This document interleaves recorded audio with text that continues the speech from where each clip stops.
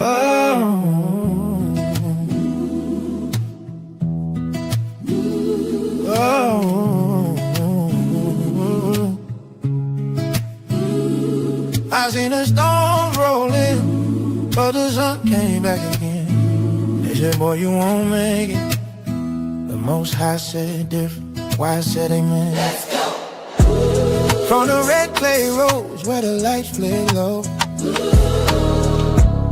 Lil Sean had faith even when the funds were low. Grandma sang hymns with a tear in her eye. Told him, baby, stay strong, the Most High gon' provide. Mama and stepdad holding on through the rain, turning life's hard pain into a lifelong game. He packed them dreams in a Navy duffel tight, but even in the ocean he still had to fight. Yeah, still had to fight.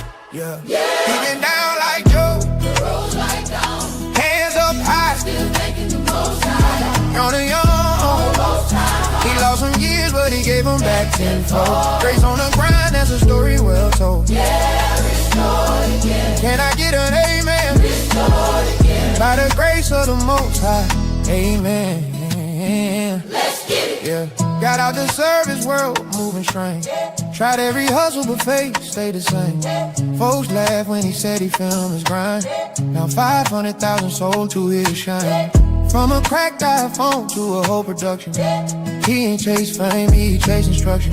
Every praise God coming to see that group. Prove that what the Most High start, the Most High will see through. Let's go, amen. Sometimes blessings take a long way home. Sometimes pain gotta make room for hope. Joe lost everything but never lost faith. Sean lost sleep but gained amazing grace. And the Lord restored Joe's fortunes when he prayed for his friends. And the Lord gave him twice as much as he had before. Job 42:10. Yeah, yeah, yeah. He been down like Joe, people roll like Joe. Still thanking the Most High. On the young, he lost some years, but he gave them back tenfold. Grace on the grind, that's a story well told. Yeah, restored again. Can I get an amen? By the grace of God, amen. Now grandma smiling her golden years, mama and stepdad wipe away them tears. What was broke is blessed, what was pain is peace. Faith don't fold, multiply the feast. Hey.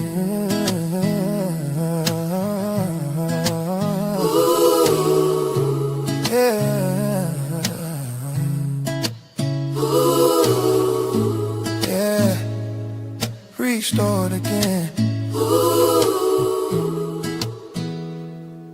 Now that's a righteous perspective.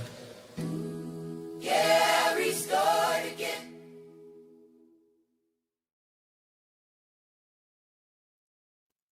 What's going on, everybody? Welcome back to ARP in the morning. It's your brother Wise. I got something going on here. I'm not really sure. You guys can hear the song, but on my end, it's not showing that things are working properly. Give me a second, guys. Give me a second. Sheesh. Technical difficulties. Goodness gracious. Hold up. If it's working, it's working. You know, but okay, it's showing live. Okay. All right. Yeah, it's working. Okay. Interesting. All righty. I guess we'll make it do what it do. It's just looking weird on my end. But welcome back to ARP in the morning, man. Grace and peace to each and every one of you guys, man. I hope you guys had a phenomenal weekend. I had a really good weekend. As you can see, I got my Ravens hat on. 3 wins in a row. Let's go. Unfortunately, my Falcons let us down yesterday morning. They let us down, but, you know, the Ravens, hey, 3 dubs in a row. The winning continues. Let's go. Next week, Cleveland should be a beatdown of epic proportion. It should be. But, you know, Cleveland tends to play us pretty tough when we do travel out to Cleveland. And hopefully we can win, man. We're going to try to go to that Jets game right there before Thanksgiving, man. Wow. Hey, we're not out of it, man. Not out of it. You heard me? But appreciate you guys pulling up, man. I hope you guys enjoyed the weekend. I had a really good weekend, and it was solid, man. It was very solid. Played some pickleball on Friday evening. I got a chance to get out, play some pickleball. Man, my legs were sore. Goodness gracious, but I had a lot of fun. And then on Saturday, didn't do a whole lot Saturday, but I did get a chance to link up with some of my folks. Went and did, kind of pseudo, I guess you would kind of consider it lunch, dinner. Got a chance to link up with Celeste, got a chance to link up with my brother Van. So that was pretty dope. On Saturday, and then yesterday was pretty low key, just watching football and just keeping things low key. Very low key yesterday, very low key. Let me show some love to my folks in the chat, and we're gonna keep it moving. We're gonna keep things moving. I did not see, and Hunter, if you could, you might have to drop the verse of the day. You might have to drop that in. For some reason, I don't see it, and I don't see you if you're here. Shout out to Nanny. Appreciate you pulling up this morning. We got Aeon in the building, Toy Mafia in the house. Shout out to you. What's up, Marcy Richards? What's going on, Angela Montgomery? Appreciate you pulling up. Sugar Shane in the building. Thank you very much, Sugar Shane, for pulling up. We got 4025 Wilford in the building. Junior Ray. What up, Lonnie King? How's it going, man? It's good to see you in the chat this morning. Shout out to you. Appreciate you, brother. Brian Stegall in the building. Covington, Georgia in the building. Shout out to you, man. Appreciate you pulling up. Krista Knight in the house. Shout out to you. What's up, Ed Marr? How's it going? Freezing Mississippi. Oh, wow. It's cold. It's cold down in Mississippi. Wow. Okay. What up, Papa Dot? Kenny Cooper in the building, heading to Wisconsin. He said he's traveling from cold Colorado, heading up to freezing Wisconsin. Woo. Man, be safe out there on the road, brother. Be safe out there on the road. What's up? What's going on, Nelly? Appreciate you pulling up. Delinda House in the building. Shout out to you. Appreciate you pulling up. What's up, Vicky? How you doing this morning? Appreciate you pulling up. What's up, Melissa? How you doing this morning? Aloha to you. We got Teddy Marcy in the building. Shout out to you. Appreciate you pulling up. Hope all is well. Uh-oh. Sugar Shane, it's too early for that, man. On a Monday at that? It's too early for all of that, bro. Too early. What's up, Hadassah? How you doing this morning? It's good to see you, sister. Appreciate you all pulling up. Appreciate y'all pulling up this morning. All righty. Let me see if I can find Hunter real quick. We want to get this show. Okay, here we go. Yeah, we were running just a little behind this morning. Just a little bit. Not too much, but slightly behind this morning. But, hey, we're going to make it do what it do. All right, let's see. Who else we got up here early this morning? What's up, Jasmine? Appreciate you pulling up. We got Tinkerbell in the building. Appreciate you pulling up. Appreciate you all. Appreciate you all. Appreciate you all. All righty. All right, we got Reggie Shade in the building. Shout out to you. What up, Debster? Hopefully I pronounced that properly. Appreciate you pulling up. What's going on, B? How you doing this morning, sister? It's good to see you in the chat. I think that is Scry. Appreciate you pulling up. Appreciate you pulling up. What's up, Amethyst Angel? Appreciate you pulling up this morning. Triple Z in the building. What up, Mr. Largy? Appreciate you pulling up.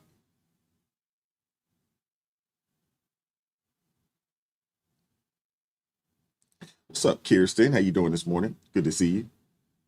What's going on, shipmate? Mr. Brewster, appreciate you pulling up. What up, Chester? Taxachusetts in the building.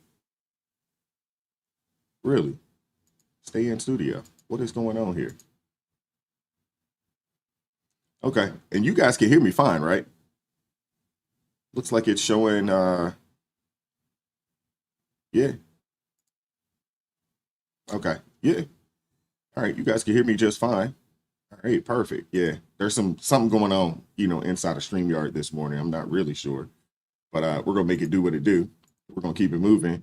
Shout out to is it Carla Sue? Hopefully I pronounced that properly. Thank you for joining the ARP family. Appreciate your support in what we're doing over here. Thank you very much, Miss Carla. Appreciate you. Thank you very much. Shout out to my brother Hunter coming through with the $20 super chat. Okay. Here we are, Wise. Says, God has shown us undeserved grace that offers salvation to everyone, It teaches us to give up our wicked ways and desire of this world and to live decent and honest lives. Titus chapter 2, verse 11 and 12. Thank you, Hunter. I was looking for you. I could not find it. Goodness gracious. I don't know what's going on. But appreciate you, Hunter. Thank you very much. Thank you guys very much. We're going to get the show started. If you haven't done so already, man, please hit the like button for me. It doesn't cost you anything to pull up to the live stream other than hitting the like button and sharing the stream with folks that need to see this and need to hear this. Shout out to everybody watching the show here on, okay, and it's showing that I'm live. Shout out to everybody watching on YouTube, all my folks on Twitch, my people on X. Shout out to you guys. Thank you guys very much for pulling up, and thank you guys very much for supporting the channel this morning. You seen the thumbnail, you seen the title. We got a lot to get into, so I'm not gonna hold on to you guys too long, but we got a lot to get into. You know, like I said, man, I appreciate you guys. Hit the like button. Super chat, super thanks are greatly appreciated. I really appreciate you guys supporting the channel. Shout out to my guy Eric Plummer, who supports the channel via Cash App. Shout out to everybody who has bought your brother a coffee. I really appreciate you guys. I hope you guys enjoyed Friday's show. I thought it was phenomenal. I don't know if any of you guys had a chance to check out the replay, but if you haven't, go check out Friday's show. I thought it was phenomenal. I really did. I thought it was a good show. And obviously, we had some chops. There's some shorter clips of it that have come out over the weekend. If you guys want to check those out. And, you know, hey, feel free to share. Feel free to share. That's how we get this information out to folks that really need to hear this information. We got to share, you know. Yeah, hitting the like button. I don't know if you guys have started trying to hype any of the videos, but hit that hype as well. That is, you know, a really good way to support the channel, you know, at this point in hyping the videos and things of that nature, which is phenomenal. I appreciate you guys. And, you know, we're just, you know, trying to consistently, you know, bring you guys, you know, good content and a good show. Eventually, we're going to work out the format here on the morning show. I'm working on kind of tweaking the format. I'm not 100% ready to kind of roll that out yet, but eventually that will happen. We're going to have contributors that are going to pull up on a day-to-day basis as well. We're still going to have the call-in. I'm almost at a point where I think I want to open that up. The call-in aspect of things, I want to open that up a little more as well. So I'm definitely looking forward to, you know, tweaking the format of the show and hoping that will add, you know, just some more value to you guys. So I hope you guys appreciate that. I hope you guys appreciate the call-ins, you know, and appreciate the panel shows. And eventually we're going to start to have, you know, more guests kind of pull up and can contribute throughout the week. So we're looking forward to that as well. It's, you know, it's pretty awesome, man. And the people, you know, that are, you know, here and helping and supporting, you guys are a blessing. All the Blues, you know, B and Zephyr K9 and Lori Addison and Dion and LJ, you guys are a blessing, you know, as well, you know, doing what you guys do in the chat. As well as the contributors, you know, here, you know, the front facing contributors as well. They are awesome as well. You know, Minister Danzo and Celeste and Crystal and AT and Chris from Courageous Media, Jay Witt from the Jay Witt podcast. You know, those guys are phenomenal, you know, so you guys are awesome, man. I wouldn't be able to do this, you know, as consistently as I'm doing it. It'd be very, very difficult, you know, to do this on my own. So, you know, I appreciate you guys. So I want to make sure I show y'all some love early this morning on this fine Monday morning. So appreciate you guys. All right, we're going to get the show started. If you haven't done so already, man, hit the like button. Appreciate you guys. Let's see. Shout out to Deborah Steele joining the ARP family. Thank you very much, Deborah. I appreciate you. Appreciate you supporting what we're doing over here. Shout out to, is it Carla Sue? Hopefully I'm pronouncing that properly. And if I'm wrong, please let me know in the chat phonetically. Let me know. But thank you, Carla, for gifting 5 ARP family memberships. If you receive one of those, please make sure you say thank you to Miss Carla Sue. and show her some love in the chat. Thank you very much, Carla. I appreciate you. Thank you very much. And shout out to Teddy Marcy joining the ARP family. Thank you very much as well. I appreciate you supporting what we're doing over here. Thank you for supporting the channel this morning. I really appreciate you guys, man. You guys are awesome. You guys are awesome. What's up, C. Bergie? It's good to see you in the chat this morning. What's going on? Appreciate you pulling up this morning. We're going to get things kicked off, man. Shout out to all my ARP family members, man. Let us know what you did over the weekend, man. What y'all get into? I know Sugar Shane got a story or two for us. Let us know what y'all got into this weekend. Let's do a quick city, state check as well, and country, because I know we got some folks here that support what we're doing over here from pretty much, all across the country and all around the world. So let us know where you're tuning in from, man. City, state, all that good stuff, all that good jazz, country, all that good jazz. Thank you guys very much. Hit the like button, and let's get the show started, man. Let's go. Plenty more on the other side. We will talk much more about this. Again, you're looking live at the Senate floor as the Democratic filibuster has been broken. We have so far reached 60. We're waiting for the official count. But right now, 60 votes that would unlock moving forward with this plan to reopen the government on the Senate side. A quick break. More on the other side. Prime Minister.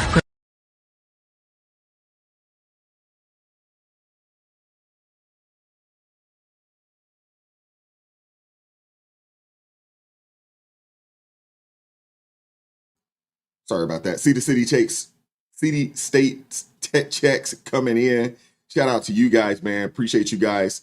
Appreciate you guys, man. But I hope you guys all had a great weekend, because I'm pretty sure Washington didn't. I'm pretty sure Washington didn't. And let me know. I think you guys can hear me now. Yeah, I think I was muted briefly, but hopefully you guys can hear me just now. I'm sure Washington didn't have a good weekend. So the so-called resistance finally ran out of gas. CNN reporting it like it's a miracle. The Democratic filibuster has been broken. And well, congratulations, folks. It only took 40 days of government shutdown theater to remember how to count to 60. Late Sunday, the Senate passed a 60-40 procedural vote to reopen the government. 40 days of crying, posturing, and pretending they were saving democracy, all to end up right where they started. The bill funds federal workers, keeps SNAP running, and pushes spending through September 2026. But here's the kicker. 8 Democrats broke ranks and voted with the Republicans. Yes, I said it, 8. And what were the big demands that kept this shutdown alive? More subsidies for the Affordable Care Act, a program that's been bleeding taxpayers dry for over a decade. And then, this is rich. Senator Tim Kaine goes on camera and admits he's been voting no this whole time and doesn't even know why. You can't make this stuff up, man. You cannot make this stuff up. A sitting senator gets on camera, on record, and says he's been voting no, don't even know why he's been voting no. These people are ridiculous. We have to remember this. We got to remember this. These are the people managing $7 trillion a year. These are the people that are managing $7 trillion a year. And the man literally says, hey, I'm not sure why I kept voting no. I mean, come on, man, folks. We are being governed by people who couldn't find their spine with both hands and a flashlight. So the Democrats fold, the media spins it like it's a comeback, and Trump's sitting back laughing because the shutdown gave him exactly what he wanted. Proof that the swamp runs out of excuses way before it runs out of our money. Goodness gracious. Hit the like button, share the daggone stream. We got a lot to get into this morning. Let's go. You would have started looking for this off-ramp sooner. You said that Republicans were never going to change in their position. I didn't fully understand how dug in they were, again, because I was so focused on the Virginia elections. I wasn't in this discussion on the healthcare to see how dug in they were. But even as I was not part of these discussions, I was saying to Thune and others on the floor going back, listen, I need, some of you heard me say this in the hall, I need a moratorium on mischief. Others are working on the healthcare thing. I trust them. Others are working on the approach thing. I trust them. I need a moratorium on mischief, because if we vote to open and then the immediate step next week is Donald Trump fires a lot more people, it's going to blow up trust to get the full year deal.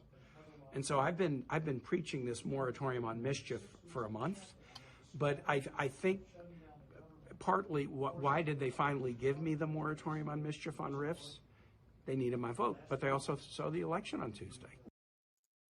So in other words, it was all a game.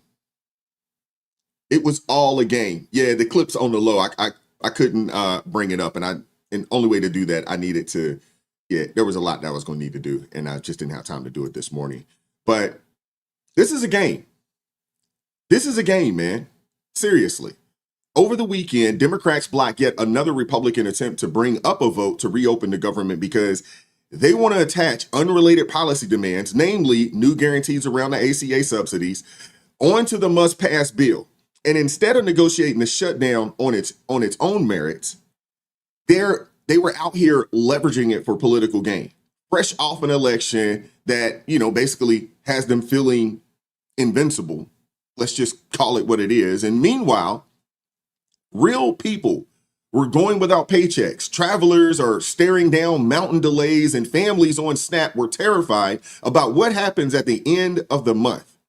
A federal judge even ordered the administration to pay full SNAP benefits for November, an extraordinary order that basically says, hey, figure it out. I'm really sick. I don't know about you guys, but I'm sick of these daggone, lower level courts, getting in the midst of things that they shouldn't be in the middle of, to be honest with you. Really, really sick of it.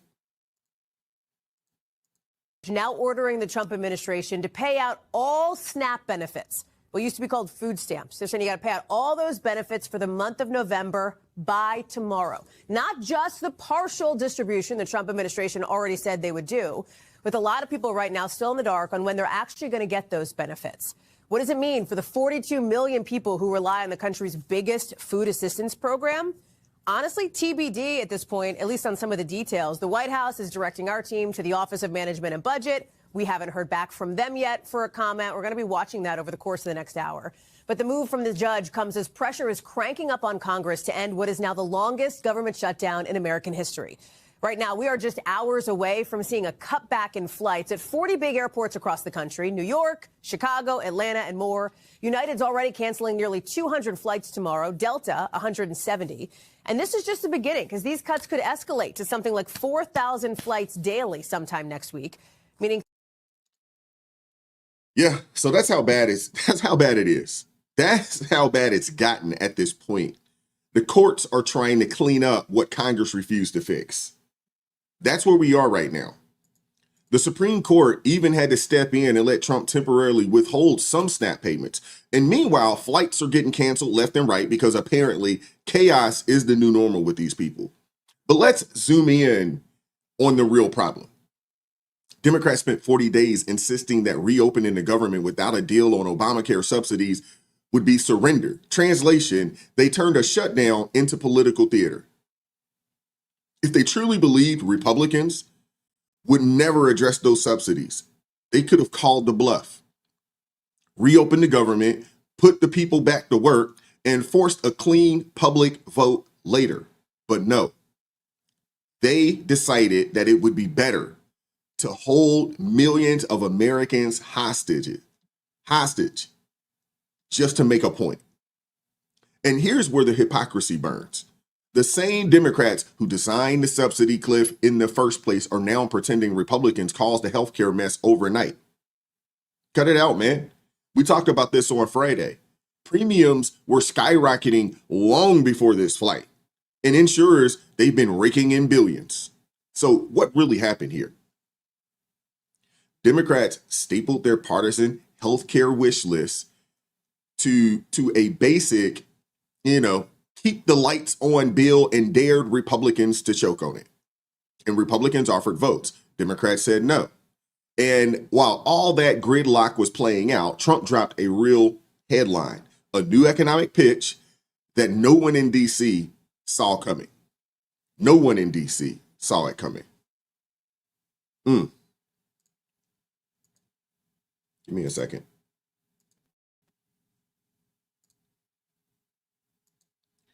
So I wanted to pull this post up here, from the president, and he said, "You guys won't play fair." All right, no problem. Check this out. How about you guys send Obamacare subsidies straight to the American people? In this post here, he said that I am recommending to the Senate Republicans that the hundreds of billions of dollars currently being sent to money-sucking insurance companies in order to save the bad health care provided by Obamacare be sent directly to the people so that they can purchase their own insurance. They can purchase their own much better health care and have money left over. And in other words, take from the big bad insurance companies, give it to the people, and terminate the per dollar spent. The worst health care anywhere in the world, Obamacare. And honestly, I think that's a great idea. The post marks Trump's latest push to revive his long-running campaign against the Affordable Care Act, which, let's just keep it a buck, it's anything but affordable. Have y'all seen these deductibles? Have y'all seen these premiums? They're outrageous. They're outrageous right now. The Affordable Care Act is anything but affordable for even those of us that work on a day-to-day basis.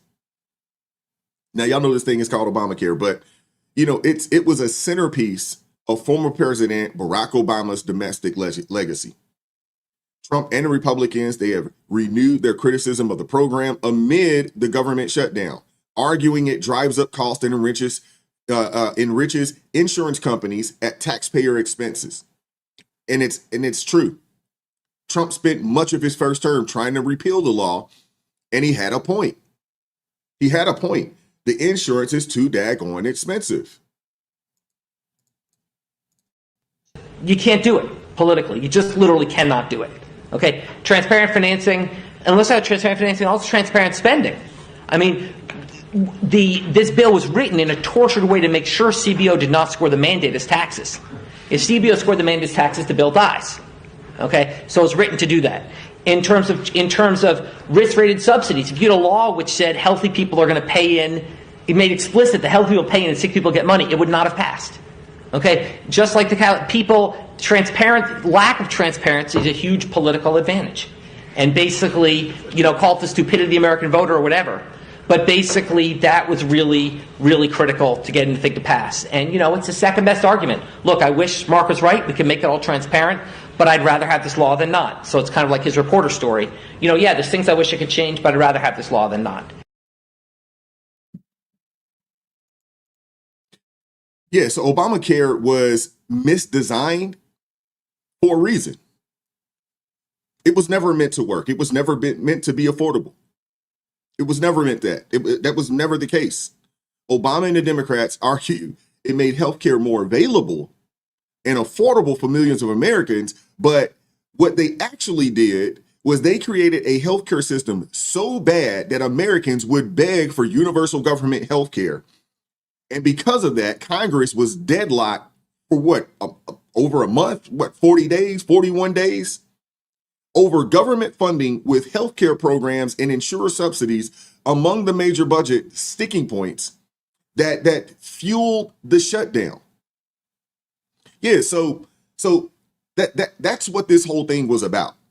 And now the Democrats, they're in cope mode like it's nobody's business.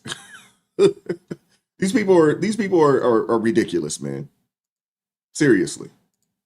Democrats voted with the Republicans to allow them to go forward on this continuing resolution. And to my mind, this was a very, very bad vote.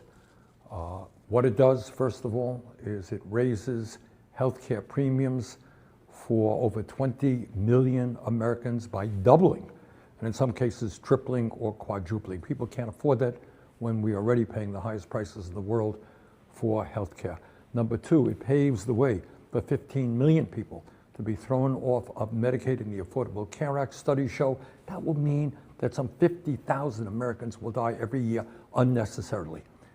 And all of that was done to give $1 trillion in tax breaks to the 1%. As everybody knows, just on Tuesday, we had an election all over this country. And what the election showed is that the American people want us to stand up to Trumpism, to his war against working class people, to his authoritarianism. That is what the American people wanted, but tonight, that is not what happened. So we've got to go forward, do the best that we can to try to protect working class people, to make sure that the United States not only does not throw people off of health care, but ends the absurdity of being the only major country on earth that doesn't guarantee health care to all people. We got a lot of work to do. But to be honest with you, tonight was not a good night. Thank you. Yeah, so that was a lie. Y'all know it. That was a lie, and the hope is real. Seriously. What the deal does is continue the budget. Nothing more, nothing less. It continues the budget. But of course, there is more to come before the government can reopen. Any one senator can delay consideration of the package for several days. Plus, the House will have to return and adopt the deal struck in the Senate before it gets sent to the president, to the president's desk. So we'll see what happens. We'll see what happens. But one thing is clear. And like Scott Jennings said last week, Tuesday, Democrats could have done this deal from the get-go. They could have done this deal from the get-go. This was purely political. There was really no need for a 40-plus day shutdown. There was no need for it. Republicans going to use leverage in their fight with Democrats when the Democrats are actually the ones with the upper hand in the eyes of voters? Oh, I'm sure Democrats will be more than happy to open the government now. The election's over. I mean, part of the reason they shut it down was to get through tonight. I mean, I would suspect they'll be glad to open it up by the end of the week. Adam Schiff, he was like, hold the line. AOC, there's lots of rumors of people wanting to open it. Look, I don't see what is the incentive for Democrats to back down when voters are basically saying Trump's not doing enough. It's the Republicans' fault, and then they basically handed the keys in this past election to the Democrats. Where's the leverage? Again, these are blue states electing Democrats, not a shock. Democrats clearly wanted this shutdown to get through Election Day. I do think they are facing pressure from their internal coalitions. The unions, the air traffic controllers, the government employee unions are desperate to get the government back open. They're feeling a little bit of internal heat. But again, the election's now over. I'm sure tomorrow morning phones will start ringing and it'll be open soon enough. This was a political shutdown, and that's what they did, and now we're through the election. Yeah. Shout out to Scott Jennings, man. Probably one of the few sane people over there on the Communist News Network known as CNN. But this is the logic of a hostage taker. This is the logic of a hostage taker blaming the police for a prolonged standoff. One side manufactured the crisis, and the other refused to pay the ransom, so to speak.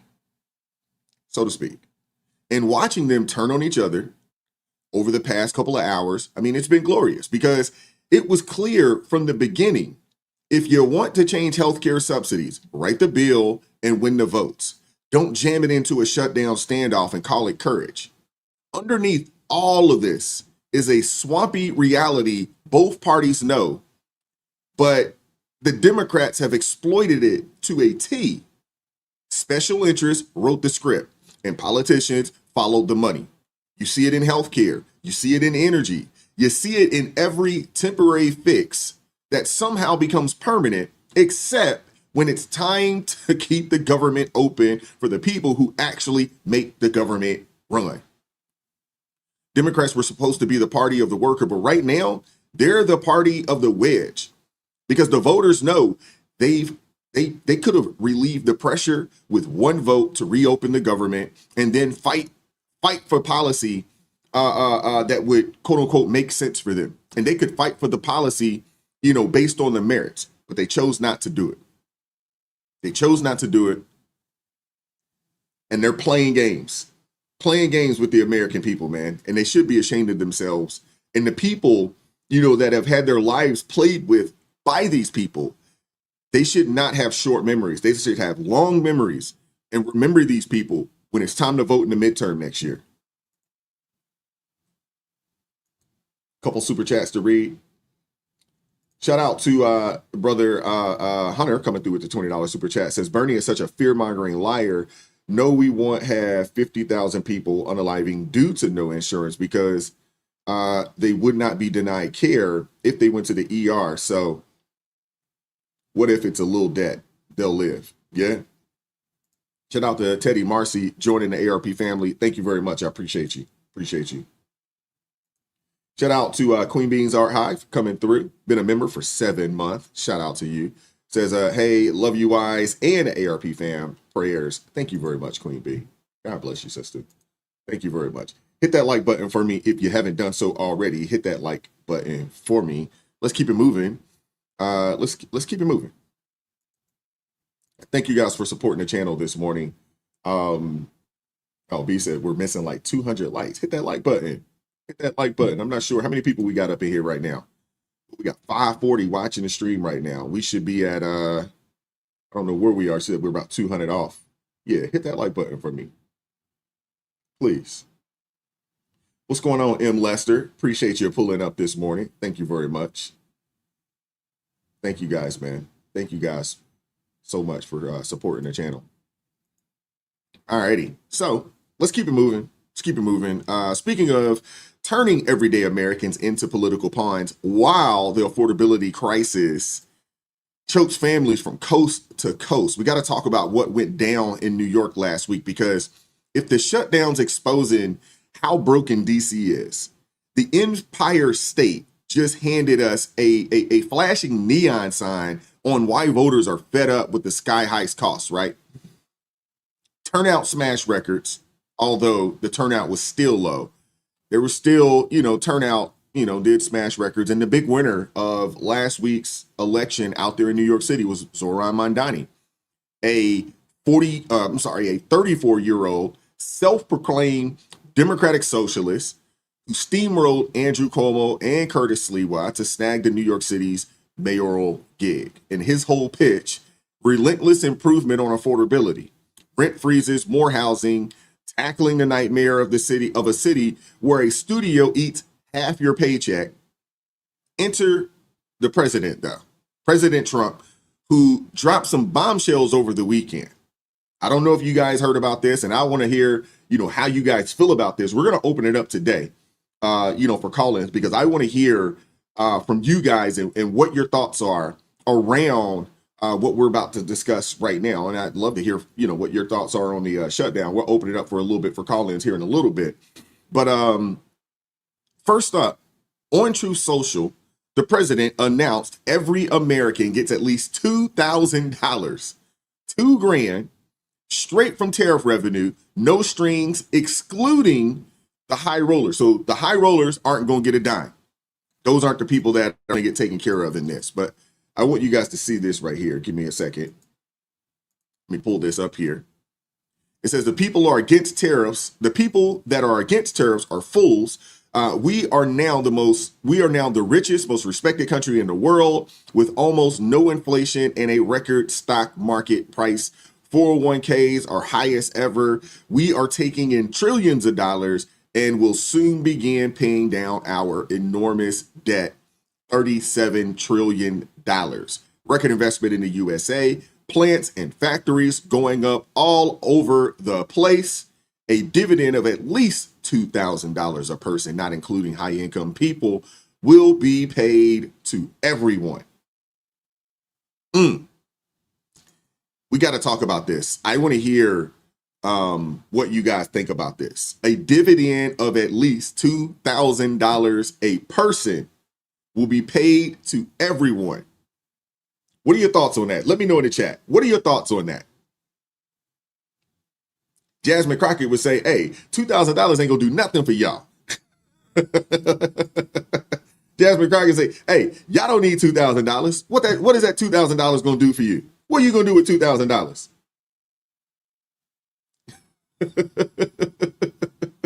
Look at that. Ace Brigade said 2,000 not enough. Okay. 2,000 not enough. All right. How much? What do you need? What do you need, Ace Brigade? How much money do you need? Zeph said 2K is chump change. I'm gonna disagree with y'all. $2,000 is a lot of money. Think about this. $2,000 is a lot of money when 90% of Americans don't have $1,000 that they can get to in an emergency. When 90% of Americans don't have a stack that they can get to, that's urban lingo for $1,000. When you have 90% of Americans that don't have $1,000 that they can get to in an emergency, and we got rich folks in the chat. I must have some of the richest people on YouTube. $2,000 is nothing? Really? Sheesh. Hey, I must have a wealthy crew over here, man. Shout out to all my ARP family members getting a bag. Shout out to you all. I'm just saying, 90%, they did a study not too long ago. 90% of Americans right now don't have $1,000 to get to if an emergency hits of 1,000 or more. And I got people in the chat saying $2,000 is chump change. I have some rich people in the daggone chat. I love you guys, man. God is blessing you all. Goodness gracious. Wow. Wow. Woo. Hey, I appreciate you guys, man. I appreciate you guys. Oh my goodness. Hey, I got a wealthy crew of folks here in the chat. Shout out to all my ARP family members, man. Shout out to my ARP family members, man, that can tell us that $2,000 is chump change. Thank you, guys. Shout out to you all. The Lord is blessing y'all. The Lord is blessing y'all.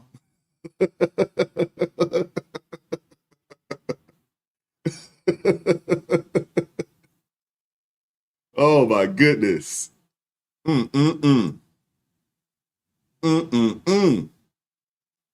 Hey, I'm just saying. The president said that, he said all the calling the tariff haters fools. And yeah, I like the idea of, trying to pay down the debt. I don't think we've had anybody talk about, like, really not just talk about, but actually come up with a plan to actually pay down the debt. Seriously. I don't think we have a president. I mean, we've had some people talk about it, but we've never actually had somebody do something to say, hey, man, we're doing this, and this is going to be money that's going to be used to bring down the $37 trillion that we have in debt. You got the Treasury right now already raking in $195 billion from duties this year alone. This year alone, $195 billion. But that's not the only thing that the president was floating around over the weekend. That's not the only thing. Give me a second. I want to share this with you guys. Let me read this. It says, let me pull this up. I'll pull it up real quick. Shout out to Marla. She says, Wise, I think the people are saying that it should be more. However, I would love it. Hey, I mean, you got to think about, somebody do the math, $2,000 on $2,000 times, we'll say families. We'll just throw an average out there. 150 million people, right? Do the math on what $2,000 times 150 million. Somebody do the math on that for me. I don't have the time to do it right now. But that's a lot. Seriously. And again, $2,000. People are saying that it's chump change. And God bless you guys that believe that $2,000 is chump change. But right now, 90% of Americans don't have $1,000 that they can get to if an $1,000 emergency hit. I'm just saying. $2,000 seems like a nice chunk of change to me. Nice chunk of change.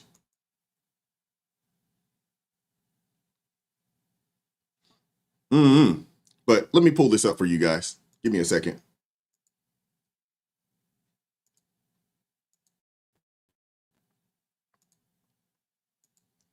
Let me pull that down there. There we go. Let's go. President Trump posting an image suggesting he will be proposing 50-year mortgages, a move his federal housing director confirms they are indeed working on, promising to be a, quote, game changer. Here with what that could mean for you and your wallet, former Trump economic advisor Stephen Moore. So great to see you this morning, Stephen. So what would a 50-year mortgage even look like? Great to be with you, Charlie. Well, I had just heard about this idea yesterday and pondering it. Look, here's what would happen if you had these 50-year mortgages. Your monthly mortgage payment would go down, right, Charlie, because you're paying that mortgage over 50 years rather than, say, 20 or 30 years. So if you want to make housing more affordable in the very short term, that might be a good way to bring down monthly mortgage payments, but then you're going to pay for a long, long time. You're going to be paying that mortgage payment for most of your life.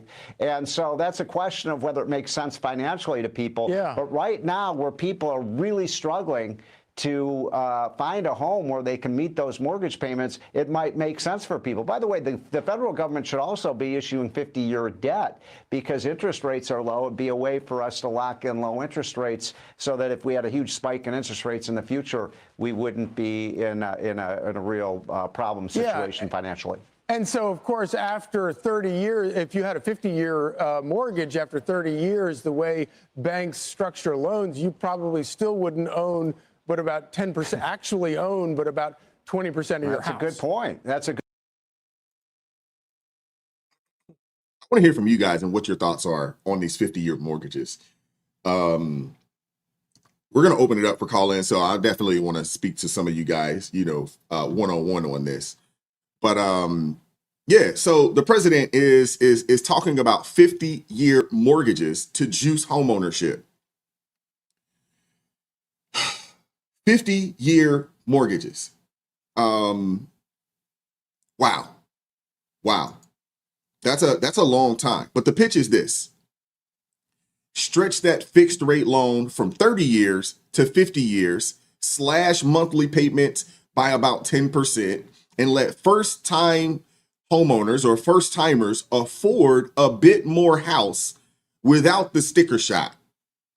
Now, of course, this probably doesn't make sense for everyone, but it would give some people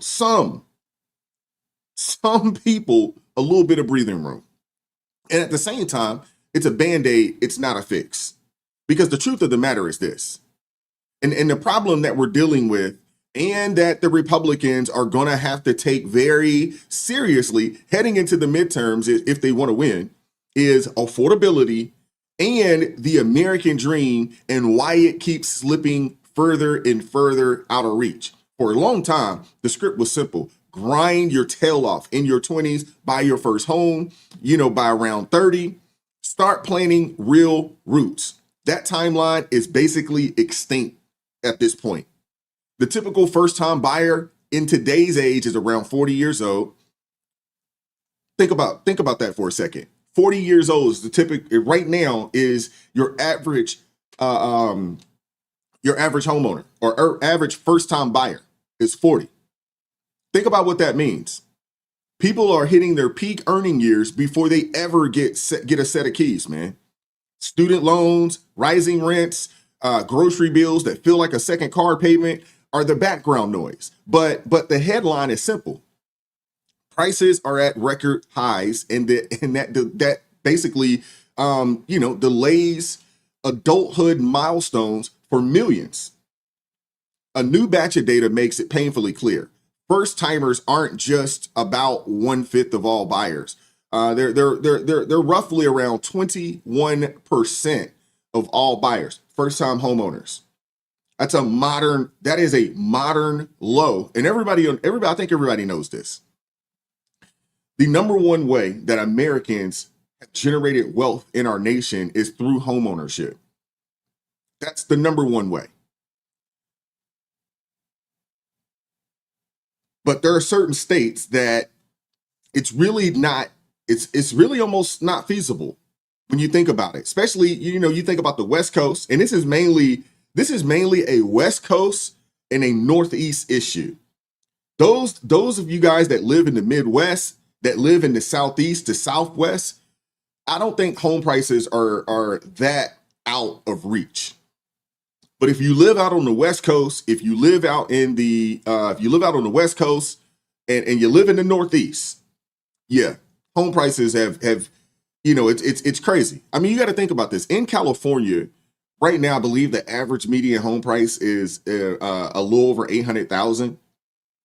So the average individual on a 30-year mortgage can't afford an $800,000 house.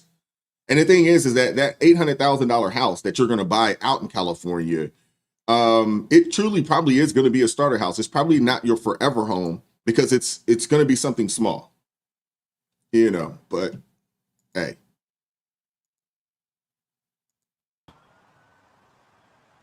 Around 5.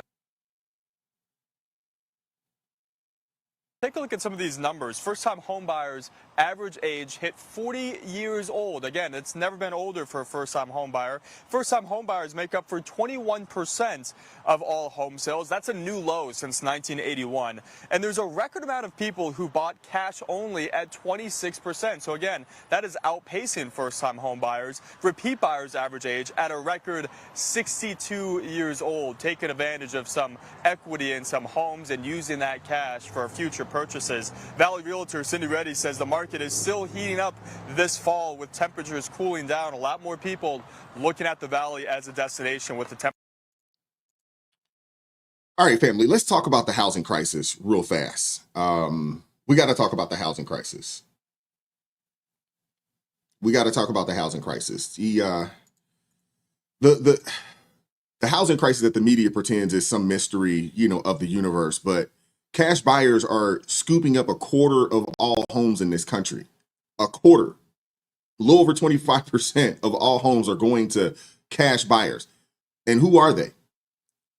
The people that are actually, buying homes for cash are older, wealthier, repeat buyers. And then obviously you got some corporations out there that are doing it as well. But most of these folks, they're going to average, the people that are buying these homes are average, about 62 years old. They're rolling their equity like monopoly money, while first time buyers, they can't get a foot on the board. In 1991, the average first time home buyer was 28 years old. In 2025, the age is 40. That means that if you buy your first home at 40, you'll be cutting your last mortgage check somewhere between your retirement party and your funeral. That's not the American dream. That's indentured debt with granite countertops. Now, the 50-year mortgage idea, it is creative. No different than, nowadays you have, car loans that now go up to 8 years now, right? You have car loans up to 8 years now, which is crazy. I think 96 months. I think I've seen some car loans now up to 96 months, which is outrageous. I'm like, who in the world is buying cars? But then again, I guess if you're going to buy a, $100,000 Ford F-150, hey, I guess you are, 96 months on that thing. It's crazy. But the 50-year mortgage idea, it is creative. And it does give some breathing room, but it's not a fix. The real problem isn't time, it's supply. We don't build enough homes, period. And by not building enough homes, and you think about all the regulations and things of that nature, especially out there on the West Coast, that's the reason why their home prices have been driven up the way that they are, is because they have so much regulations. They're not building, new homes. And because there's a shortage, supply demand, when there's a shortage of things, the price of it goes up. It's pretty rare. Right? So there's not enough homes. And to be honest with you, right now, we need more of everything. Single family houses, duplexes, townhomes, backyard units, mid-rise apartments, you name it, we need it. You name it, we need it. But here's the kicker. The government is literally outlawing the cure. Zoning boards, height caps, parking mandates, historic overlays that mysteriously expand the minute someone wants to build. I mean, it's bureaucracy with a hammerlock on housing and rent control. That's like putting a lid on a boiling pot and calling it cooling down. It doesn't fix prices, it just freezes supply. The result, people get angry, and when they can't afford a starter home, they don't blame zoning codes or regulators. They blame the system. That anger becomes rocket fuel for politicians who promise affordability but deliver the exact opposite. Rent freezes, anti-development tantrums, and luxury housing crusades that drive costs higher. Just look at what's going on out in New York City. They campaigned on affordability and then declared war on the builders who could actually deliver affordability. You want to know where housing actually works? Places that build. Places that build. Minneapolis ditched exclusionary zoning. Rents cooled. Austin built through the chaos. Prices stabilized. Florida, Dallas, Houston. They permit construction and prices move closer to reality. They didn't pass slogans. They poured concrete. And for the record, Wall Street isn't the main villain here. Institutional investors own a small fraction of homes. The real hoarder is the government. Hoarding land, hoarding permits, hoarding opportunity under a mountain of red tape. And here's the warning for conservatives. If we don't own the abundance argument, if we don't become the party that builds, then the left will. And they'll win not because of ideology, but because voters care more about rent than rhetoric. The fix is simple. Stop fearing overdevelopment and start fearing underbuilding. Cut the veto points, end the endless reviews, kill the red tape, and let Americans build, buy, and breathe again. That's not socialism. That's what I would call sanity.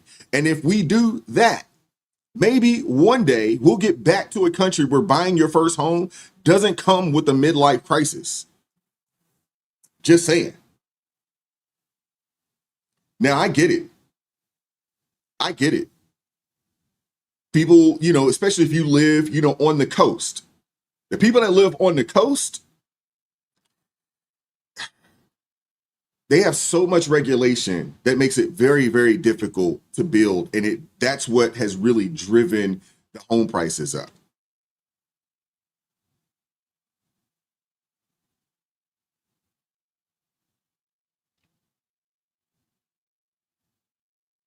Now, I would definitely love to see, something happen with these property taxes, because even if you do and you are able to purchase your home, once you get it paid off, hey, you're paying property tax in perpetuity, right? I think that's something that needs to be fixed. Once you own your home, you should own your home and the land. You shouldn't have to continue to pay property tax. I'm with everybody in the chat that, is thrown out there those property tax. I'm with it. You own your home and then you're still paying the government, so really and truly, do you really own a home or are you just renting the land? But maybe you own the home, but you're renting the land from the government. I think that's something that needs to change. Seriously.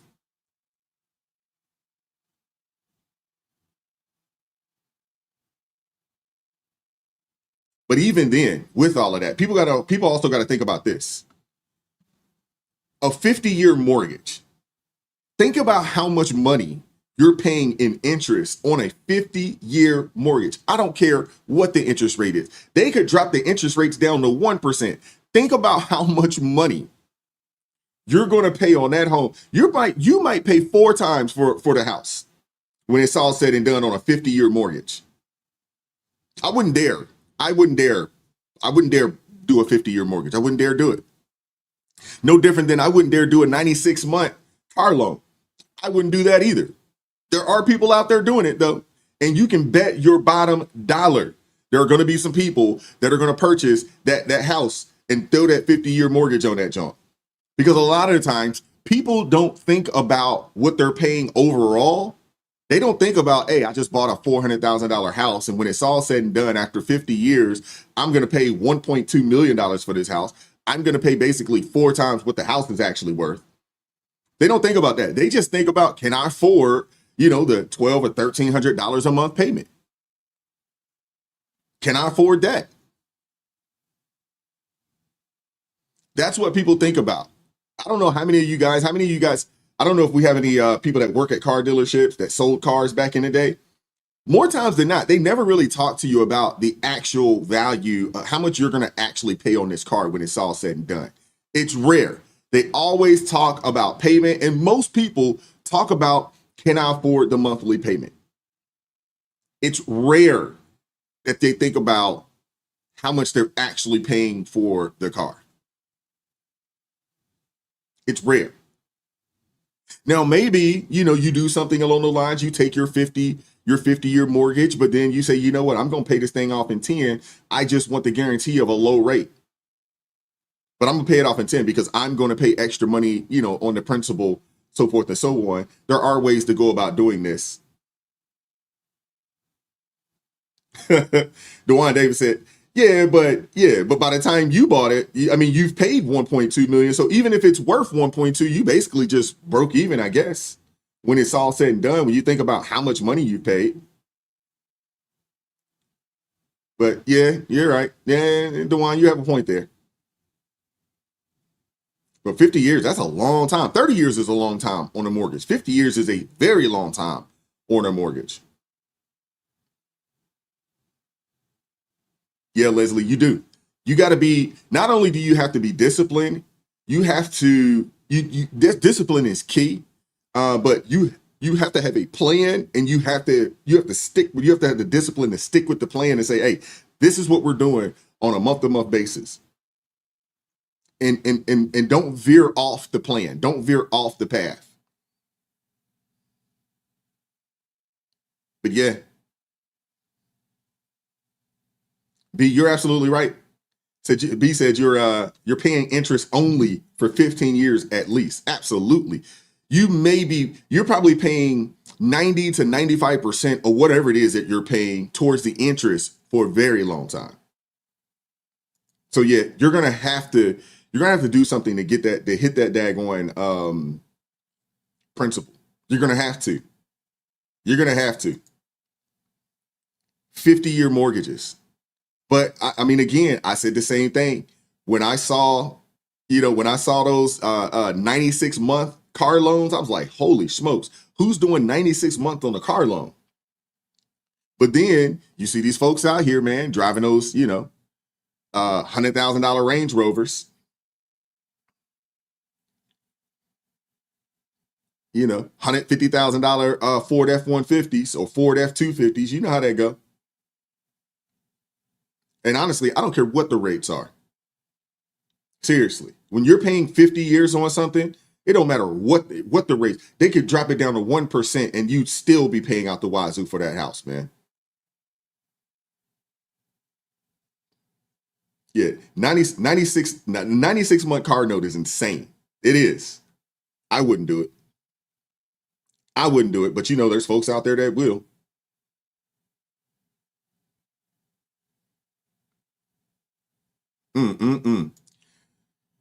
Oh, let's keep it moving. I want to get to my last story today. Then I want to open it up real fast. I want to open it up for call-ins. I'd like to give you guys an opportunity to call it in. You think 96 months is good, Florida boy? 50 years, yeah. 50 years is basically you're in bondage for 50 years. The word of God says the debtor is slave to the borrower. I'm sorry. Did I got that right? No. The debtor is slave to the lender. Sorry about that.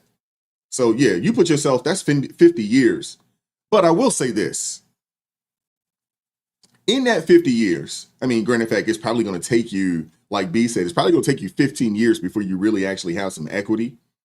And hopefully the 50 years also is you could put 20% down.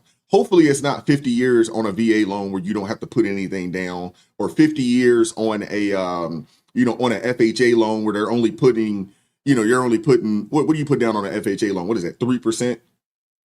So hopefully it's not that. If you're going to do that, it's got to still be on a standard loan.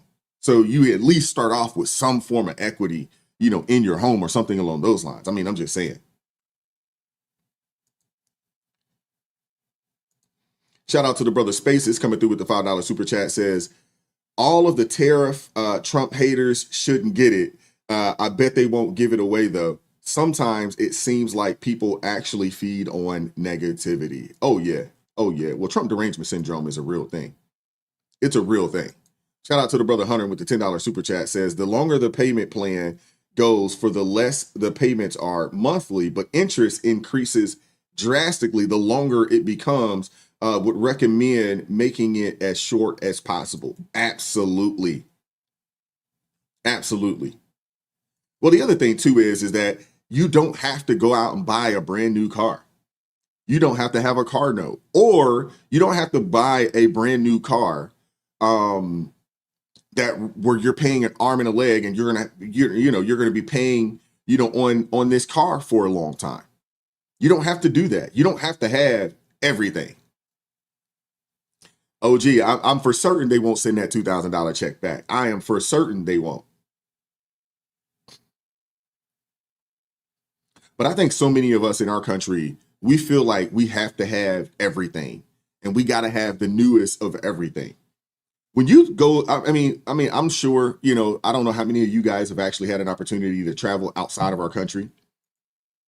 I don't know how many of you guys have had an opportunity to travel outside of our country, but I want to say this. When you go to other nations and you look at the cars, more times than not, they're used cars. And when I say they're getting every little bit of use of that car, they're getting it. They don't have a problem. They're like, hey, when a car hit 100,000 miles, you're just breaking it in. Here in our country, people are like, my car hit 100,000 miles. I got to get a new car.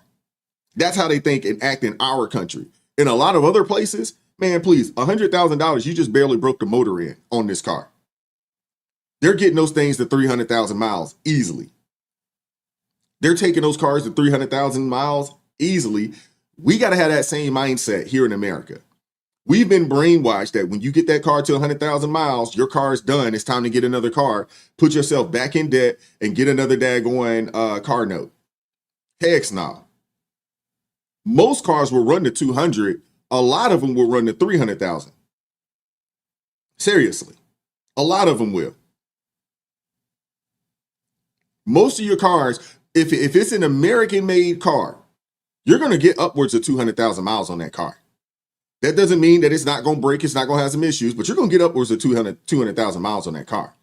And some of your foreign cars, your Toyotas, those types, certain vehicles, for certain German vehicles, man, those things are going to get upwards of 300,000 miles or more.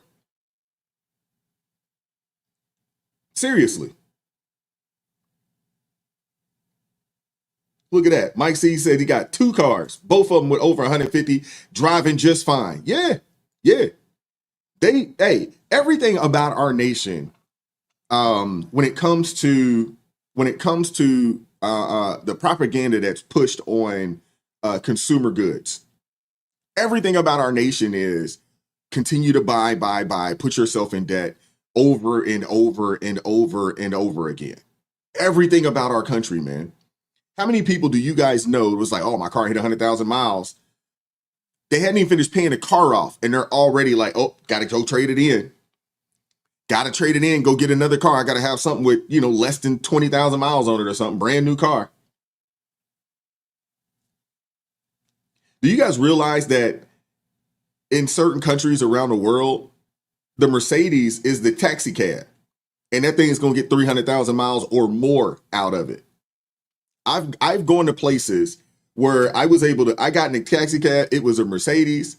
It was the Mercedes was the taxi, and that thing had well over 300,000, going on 400,000 miles on that thing, and still going. Seriously. Our mindset, we got to change our mindset in this country. Seriously. We got to change our mindset, man. Our mindset is, hey, always have the new and keep yourself in debt. Think about how many people are going to go out and buy that new iPhone. They're going to go and finance a $2,000 phone. Think about how many people are about to do that.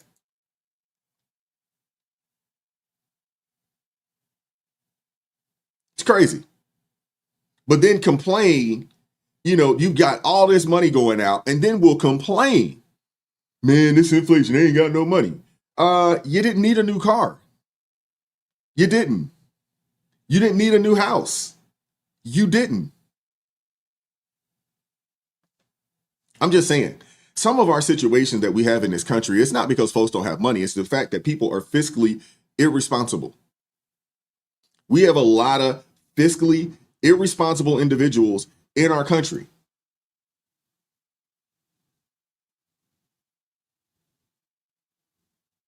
I'm going to disagree with you, DeWine. If you get a good phone, you know, and I got to say it, man, you go the Android route and yeah, they might struggle. The iPhone, and I'm not sitting here to big up the iPhone and act like, you know, it's perfect. Man, I've had my phone and it is a old phone. I've had this thing, you know, I showed y'all my phone the other day. I showed, what's his name? Rolando. He talking about he had a new phone. My phone only got the little 2 cameras on that joint. Man, please. I get a phone, man. 1, I'm buying it used. And 2, I'm going to try to hold on to that thing. If I can get 4 to 5 years out that phone, man, awesome. Oh, I got you beat, Florida boy. I think my phone is a 10 or 11. Something along those lines. XR, X something. I can't remember. But it's old. And it's still working. It's still handling business. Still handling business. I don't care what none of y'all think of it, man. That's an old iPhone. I don't care. I don't care. We have entirely too many people in our country that are fiscally irresponsible, trying to keep up with people that don't care about them. Trying to keep up with folks that don't care. Look at Mike C. Come on now, Mike. Don't clown me now. Look at you. And even if you do, I don't care. I think it is a 10. I think it's I think my phone is an XR. I think that's what it is, if I'm not mistaken. But I just refuse to just throw money away on things that don't matter. I've been married for a long time. My wife don't care what kind of phone I have. She don't. I've been married for a long time. My wife could care less. Who am I impressing? She could care less what kind of phone I have. You know, she met me, I had a bucket. Yeah. Did I have a bucket? No, I didn't have a car. And then I got a bucket. That's how I knew. I was like, hey, she actually likes me. She actually likes me.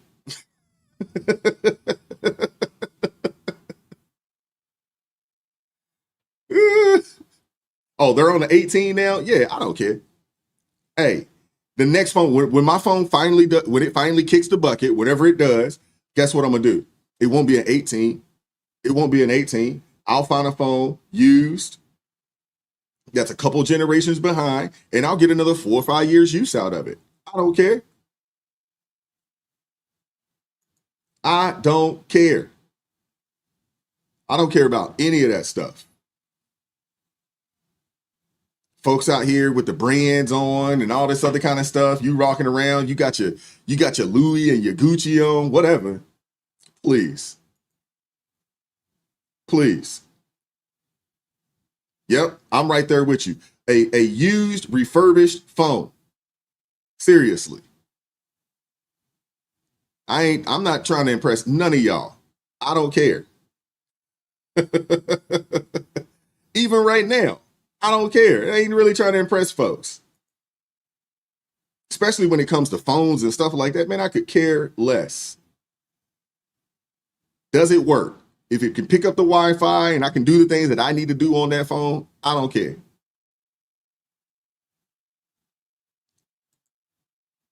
Seriously. I know folks out there, man, that, you know, they paying $100, $150 a month on their phone, on their cell phone bill. Are you crazy? In this day and age? Nope. I use Mint Mobile. How many of you guys are familiar with Mint Mobile? Look at that. I'm about to hook up link. Mint Mobile, about to do a little commercial for them real quick. How many of you guys are familiar with Mint Mobile?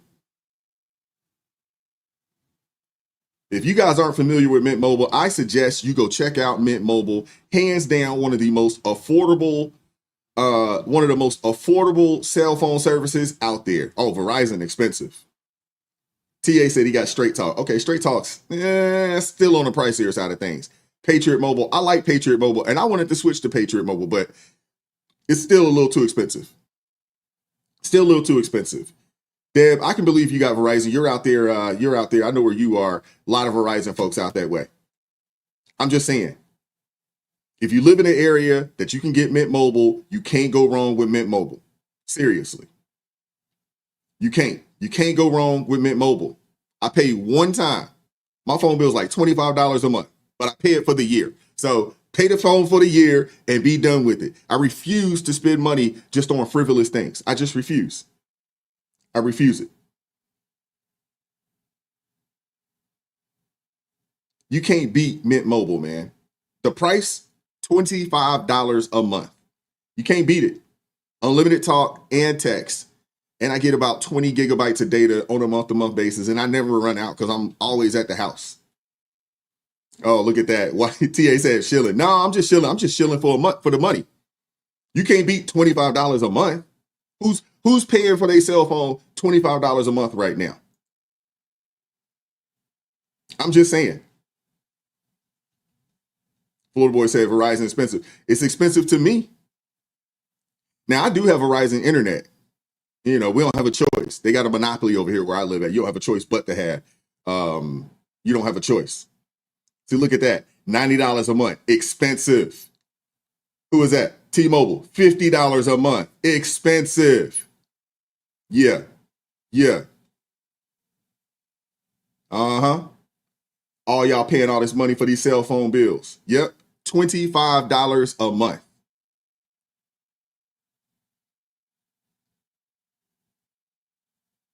Mm-hmm. Yeah. Hey, I am a firm believer. I haven't had a contract on a cell phone in 15 years. Soon as I realized that, hey, if you buy your phone yourself, and I found out, hey, you can buy used phones, refurb phones, because there's always people willing to trade a good phone in. There's always people willing to trade a good phone in.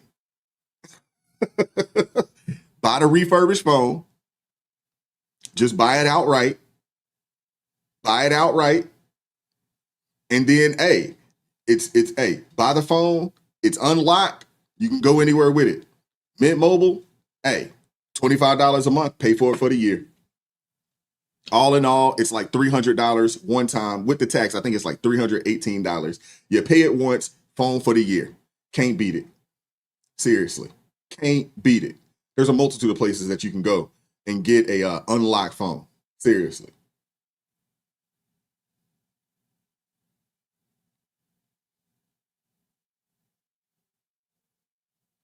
I do appreciate that, Amethyst Angel. And I looked at Patriot for that same reason. And I love the veterans. But the money that I save, I can actually help veterans.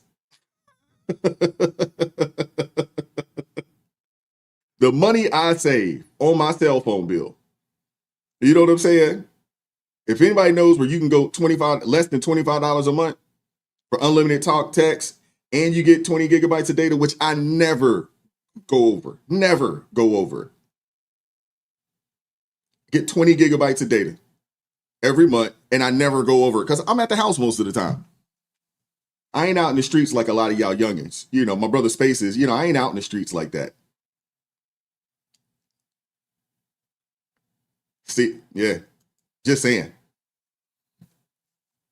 But I think a lot of our issue here in our country right now is people are fiscally irresponsible. Seriously. They buy things that they shouldn't buy. They're in situations, and I've nieces and nephews, making okay money, but they're going out spending $500 on a car note.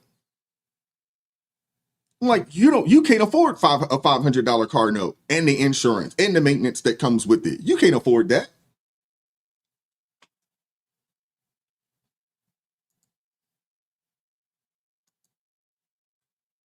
Mm-hmm.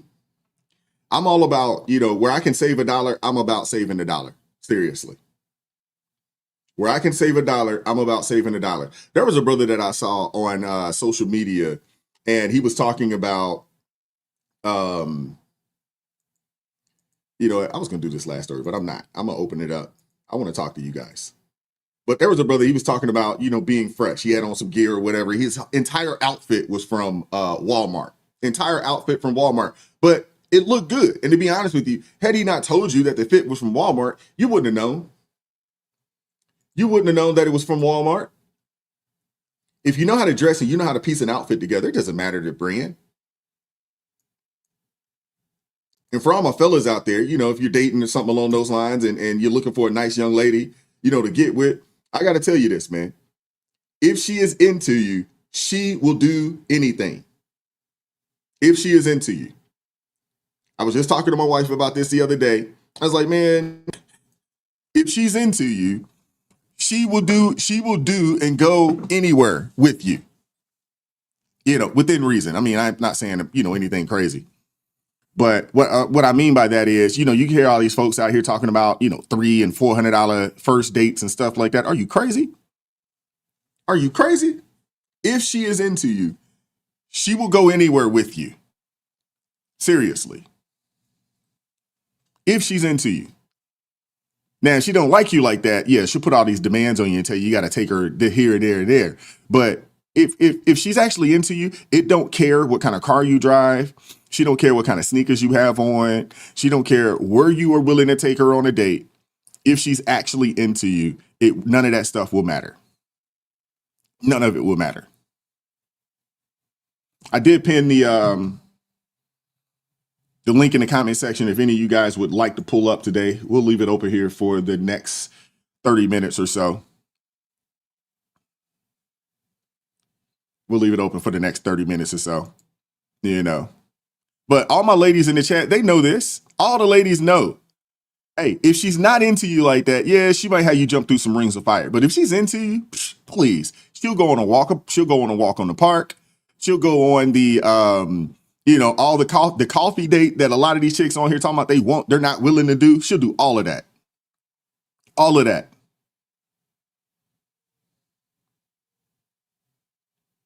All of that. Seriously. To you. Now, if she's not in a completely different situation there, if she's not into you, that's a completely different situation.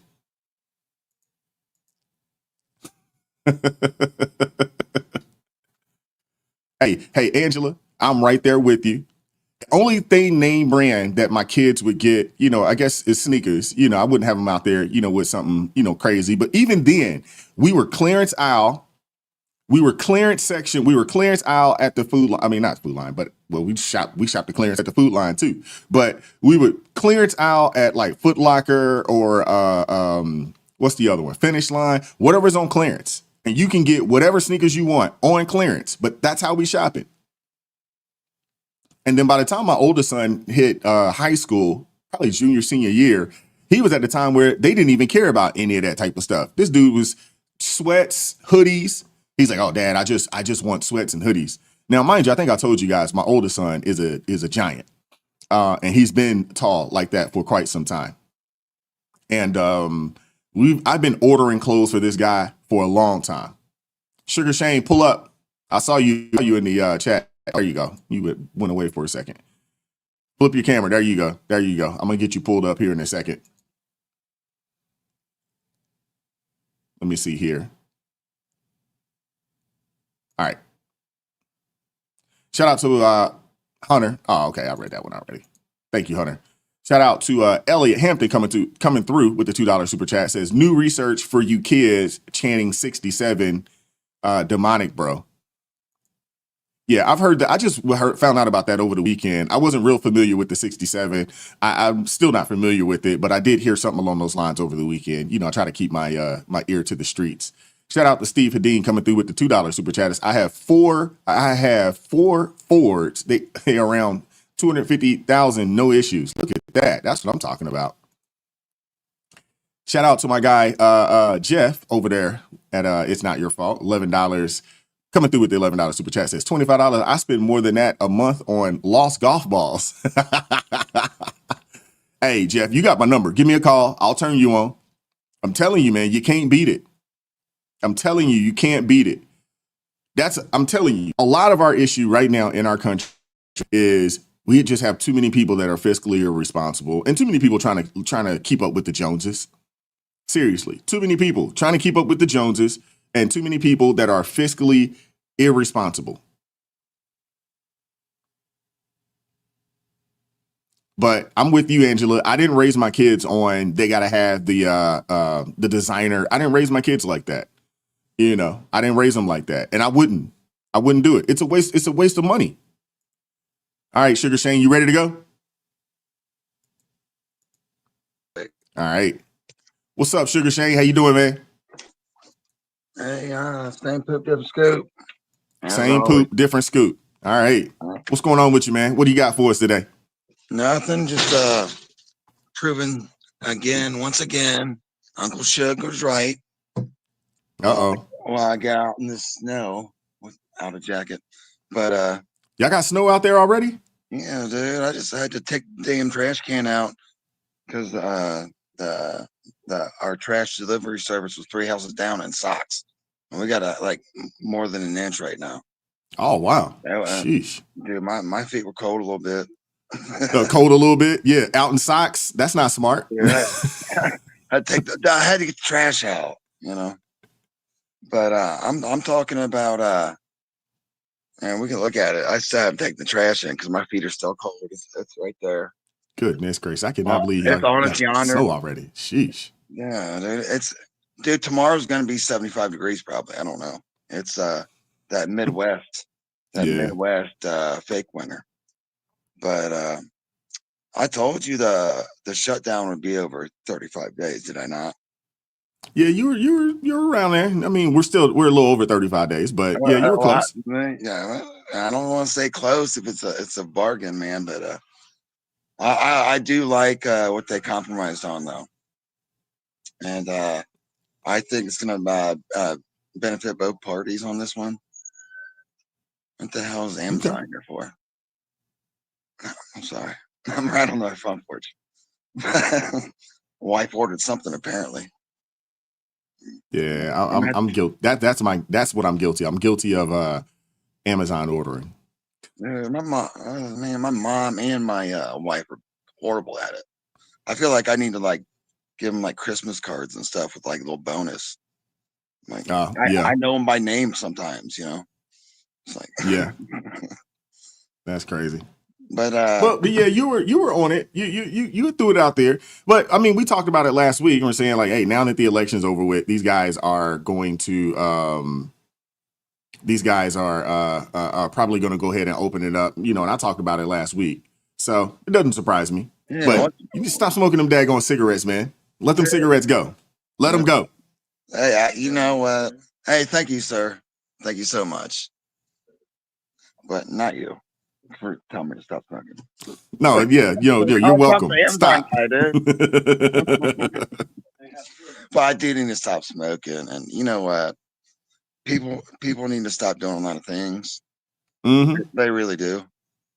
To be like keeping 100 with you, but you can't minimalize it. I mean, I don't care if you drink pop, if you take aspirin, if you do this, you do that. Everything's got side effects. You want that? Absolutely. You want that red 40 absolutely. in your food? You know, I mean, it is what it is. We're all doing it. We just don't know. No, I think people know they're doing it. You know. You think so? I think they know. Yeah, I think people know. You think so on the food though? They know they're doing it. Yeah, they know. They know. You drink too much coffee. You know what I'm saying? Too much coffee. I don't know. You know, they just, you know, maybe it's maybe some folks are in denial, something along those lines. But you know, I think they know deep down inside. Yeah, they know.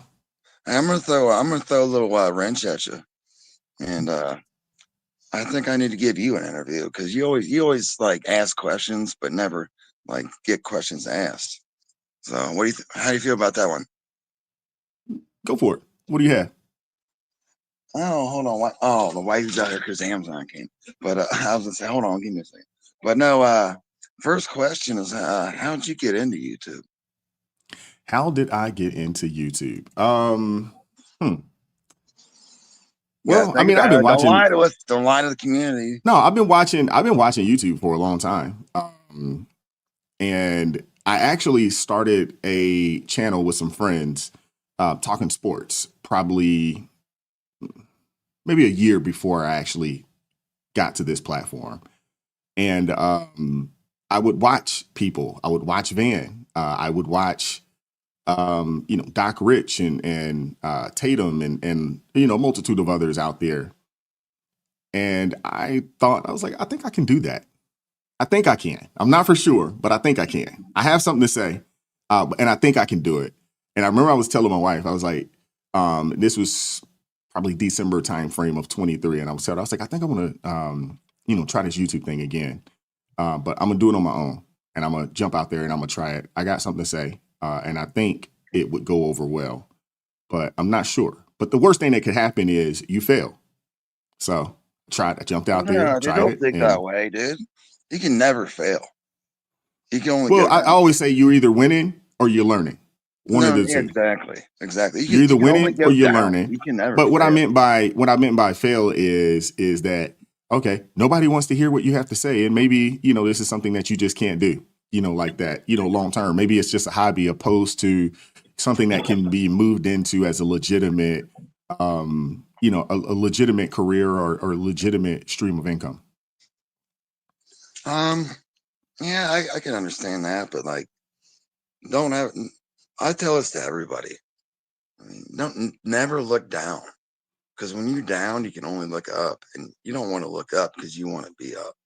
Well, I disagree with that. I think failure is good. I think that's a lot of our That's a problem, learning right now. experience. That's a learning experience. Yeah, I think failure is good. I worked before getting into this. I worked in a commission-based environment. I was a headhunter for a long time.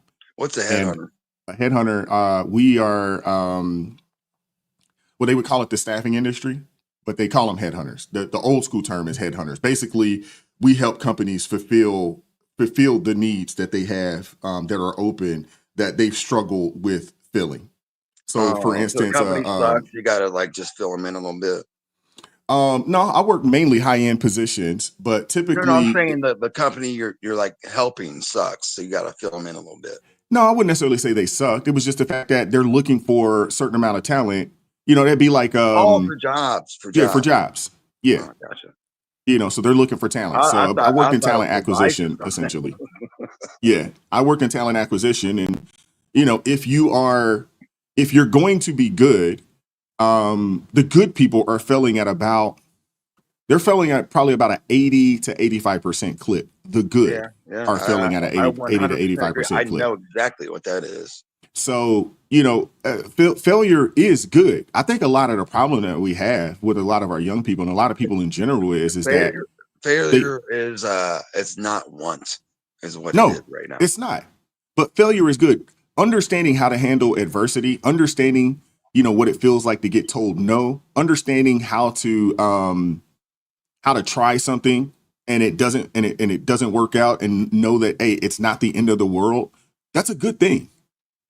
That is a good thing. Also, understanding that, hey, you got to compete. That's a good thing, which is what we had growing up. We competed about everything when I was a kid.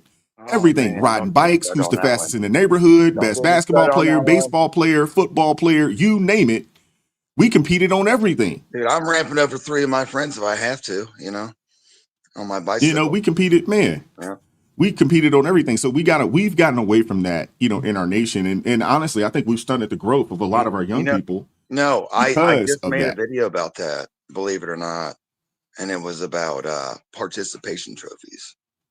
And that, Mhm. I Oh can't even man, the worst stand thing that out there. crap, dude. I like I would say play it, but I'm gonna say not to, because I got a foul mouth. Even though like I'm in the chat telling people not to use a bad mouth, that's kind of ironic. But because you got potty mouth too. I got foul mouth, but you got to control the chat, man. I mean, it's just Yeah. how it should be. But it like literally participate. You remember the time we grew up when you got that trophy? You earned it because you came in first. Mhm. You came in first place. You did your practice 3 times a week, and it meant something. It really meant something. It wasn't like it was just handed to you. Yeah, true.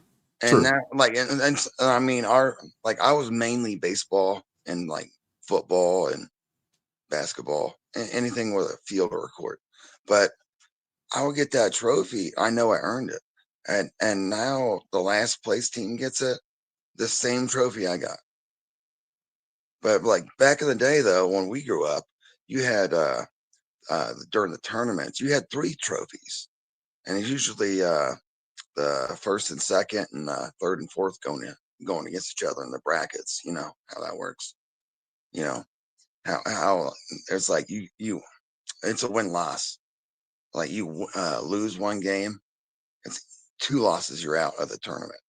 Oh yeah. Double elimination. Yeah. And that's how you got the 3 trophies, because the first and second competed, and then the third and fourth competed. Third and fourth compete. Yeah. But now everybody gets, that makes me, I'm trying not to cuss so bad on that one. Yeah, please don't cuss. I'm Please don't speaking from cuss. the heart Not on on this it. good fine Monday morning. Oh, But I do understand what you're saying, but you have a lot of people afraid. And that's why I worked in commission for so long. And I worked in a commission-based industry for as long as I did. And I loved it. I know some people are like, man, there's no way I could work, for commission. But people don't understand that the highest earning people in the country are people that work on commission. I work for commission. And you never have to go hat in hand and say to your boss, and poor baby, please, I've been here for 2 years. Would you give me a raise? Nah, go out there, close more deals, make more money. You get to control your destiny. And, that's what I appreciated, about that industry. And that's why I stayed in it. And I was good. For the most part, everywhere, that I worked at, I worked my way to being, the top individual, in that office. I was really good at it. So, and it's all about networking. It's all about networking, and it's all about connecting with people and understanding that when you get a deal done, a deal is a 3-win situation in that industry. And what I mean by that is this. You and the owner. Exactly. So when that happens, I've done my job. When there's a 3-win situation, I know I've done my job properly. So it's cool. Question number 2 of this interview. Go for it. You were in the Navy, correct? Yeah. Tell us about your Navy experience. How many years? And tell us. I want to hear the worst and the best stories about it. I can't get into the worst or the best stories. Well, give me it's been a long time. Give me some mediocres. But yeah, I did 5 years in the United States Navy, and it was cool. Multitude of deployments, and had some good times and some not so great times. If you know anything, about it, it's where we deploy. Yeah, it's a challenge. Mainly in the 2 med cruises, and so if in the Mediterranean. So I've been to multitude of places in Europe and multitude of places, out in what would be considered Western Asia. And so it was pretty cool. I had a lot of fun. What kind of boat were you on? I was on a large ship, not a carrier. Well, it was technically considered a carrier, but they call it an amphibious assault ship carrier. Like a Corvette? No. Is it bigger than that? It was bigger, way bigger. Not quite as big. We were probably the ship that I was on. It was a step below an aircraft carrier. Oh, a step below. That's pretty big then. Yeah, it was pretty big. I mean, we had helicopters. We carried helicopters. We had one jet, one type of jet. Anyway, you have a Huey. Yeah, multitude of Hueys on there. Multitude of Hueys. I'm Air Force brat when I know that. It's been a while it's been a while, but yeah, multitude of different types of helicopters, different types of, stuff like that. So that's awesome. But, so you just talked earlier in this show about traveling outside of the country. Mm-hmm. And I want to hear about your outside travels. Where have you been? I've been a lot of places, man. Multitude of places in Europe, a few places in Asia, a few places here in the Caribbean, and then also think I've been a lot of places just here in the States. East Coast to West Coast. I've almost been to almost every state in the United States, outside of maybe 3 or 4. There might have been a few that I hadn't actually been to, but I've been to almost every state. But I like when I do go places, I like to go and experience off of the resort. I like to go and experience, what the people experience, take me to the restaurants, take me to the places that they go, so forth and so on. Sometimes that's safe to go offside unless you go to Mexico. But I got another question for you. How does it feel to be interviewed and not be the one interviewing? With that being said, I'm gonna let that be your last question. I don't have a problem with it. I've done a few of these. I've been, invited, on other platforms, and I don't necessarily have a problem, people asking me questions and trying to get an understanding of what's going on. Doesn't bother me. That's good to hear. Man, I had to shave the beard, but that sucked. and it's snowing. I shave the beard and it starts to snow. I got the beard for warmth. Well, you're not supposed to shave it. This is November. This is Movember. You're not supposed to shave in the month of November. The job said otherwise. I had to wear like this beard net thing. Oh, got you. And I was like, dude, I couldn't keep it on properly, and I kept getting yelled at. Oh, well, hey, there it goes. Now I look like I'm 20 years old again. Nah, you don't look 20. Maybe I'll give you 30s. Dude, it was gray. It was like real gray. But I can anyway, dig it. All right, so let me pull the brother Spaces up, man. Appreciate you, Shane. Hey, Spaces, don't let us down. Spaces, appreciate you, Shane. Step up your game. I love you. All right, man. Take care, bro. Look at this guy. Come in and take over the show. Spaces, you ready? Oh, yeah, you got to keep his camera off. What's up with you, brother? Yes, sir. Can you hear me? Yeah, I can hear you. Yes, sir. I just, for all of the naysayers and all of the people that say, that's not enough, I will take your 2,000. I will put my cash. Did you see those folks in the chat? Like, man, $2,000 was chump change. I will take it. I will take your 2,000. I would put my Cash App in, but I don't know. I don't want to violate the chat. But this, I don't understand it, man. It's almost like people just want to. You know what? I know that's what it is. People just need something to complain about. Yeah. People just need something to complain about because it's like how much money did Biden give you? Actually, he took money. You know what I'm saying? Like listen, in all the years I've been filing my taxes, it was under Biden's presidency was the only time that I owed. What? But about the phone service thing. Listen, Mr. Wise, I have T-Mobile. I use 110 gigs.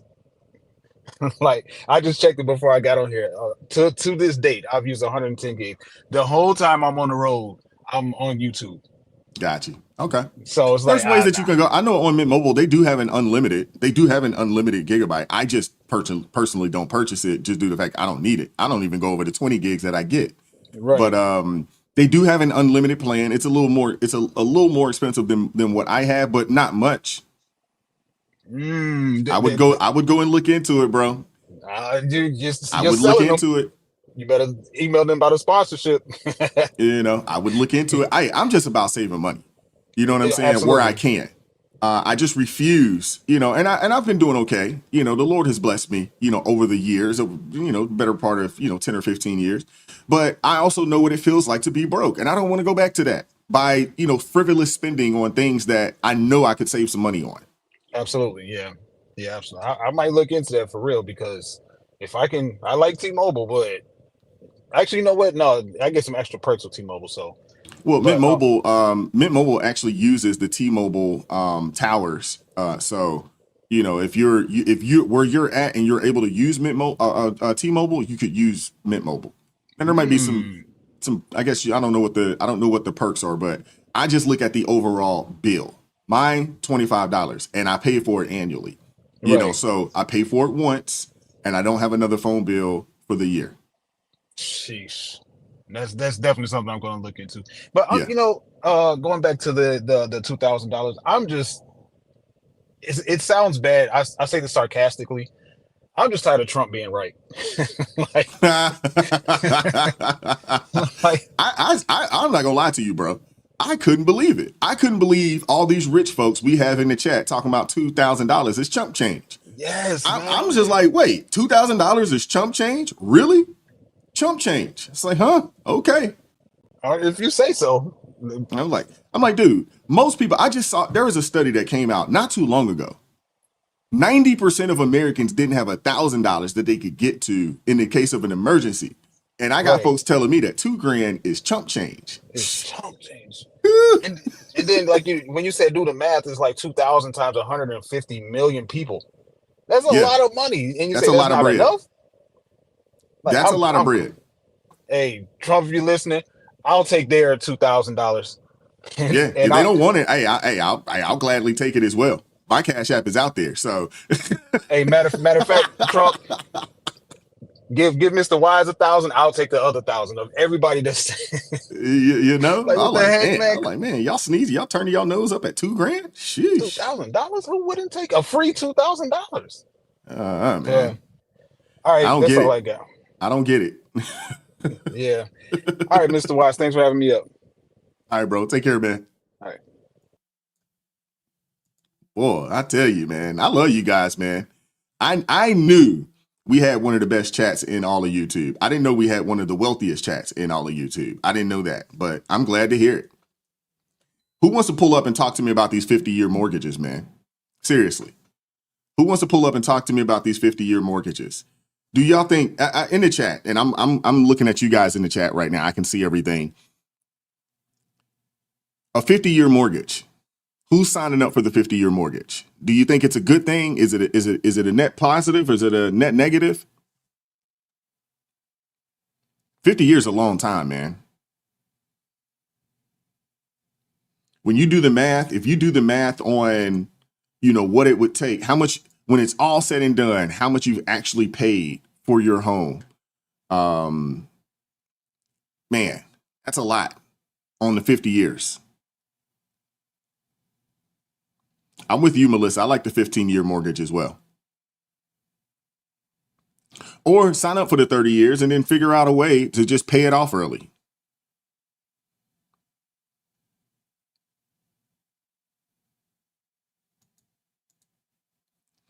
Mike said, I take the 50-year mortgage and flip some houses. Okay.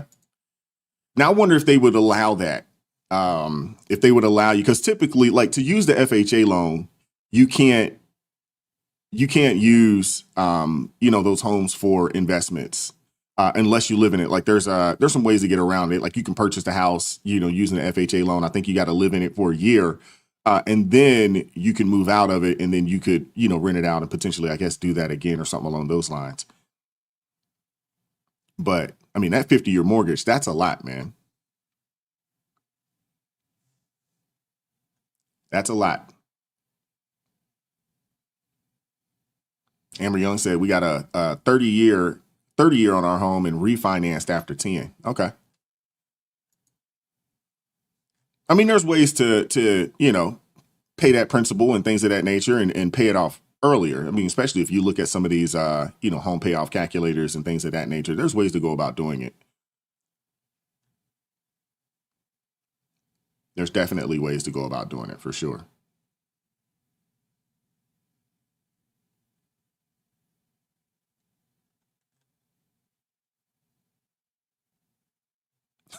Deb said, ask Crockett how mortgages work. Yeah. There are some ways out there, man. But I get the premise because things have gotten so expensive. Like I was talking about earlier, when it comes to these cars, I mean, when you have cars that are like regular cars are now, 100,000. Like I just couldn't believe that people were paying $100,000+ for a new F-150. I just couldn't believe it. I really just couldn't believe it. Like, wow, that amount of money for an F-150 is just crazy work to me. But when you have $100,000 cars, that 96-month, that 96-month car loan, it makes complete sense.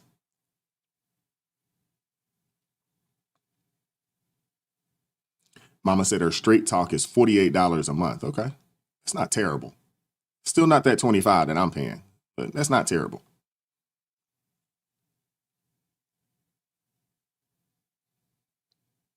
OG said that's why people living in their car. Yeah. Well, hey, when you're paying a mortgage, you're paying rent or mortgage on your car. Yeah. Yeah.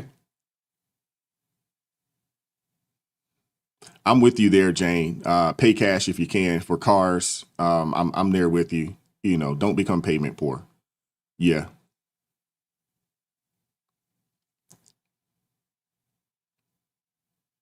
Mm-hmm.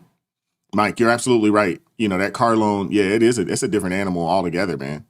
Seriously. Especially if you buy a brand new car, as soon as you drive it off the lot, you immediately lost, a good percentage immediately.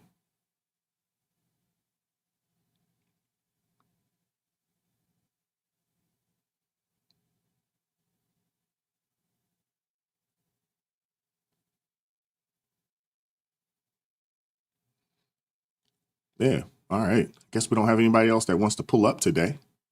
Hope you guys enjoyed the show. Hope you guys enjoyed the show today. We're going to, I guess, get ready to get up out of here. We'll figure out a way to shut the stream down because it's not even showing me that I'm live here, although I am. So we're going to figure out how to shut the stream down. But we're going to get up out of here.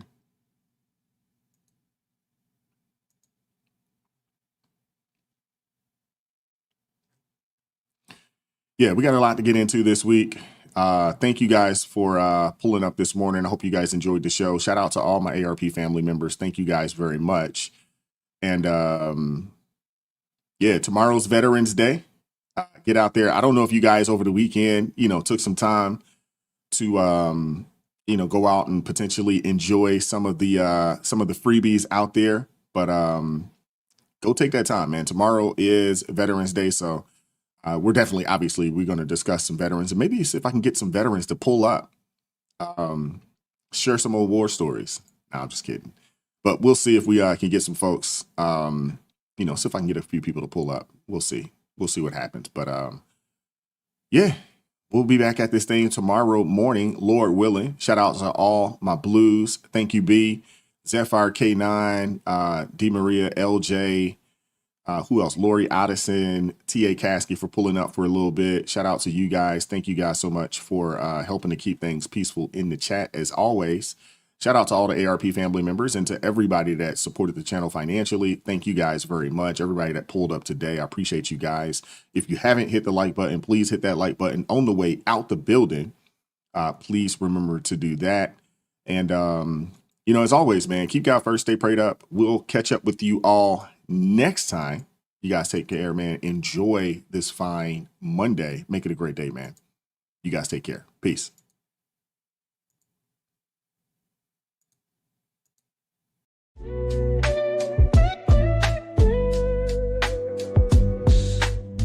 Vibes so raw, can't hide the truth.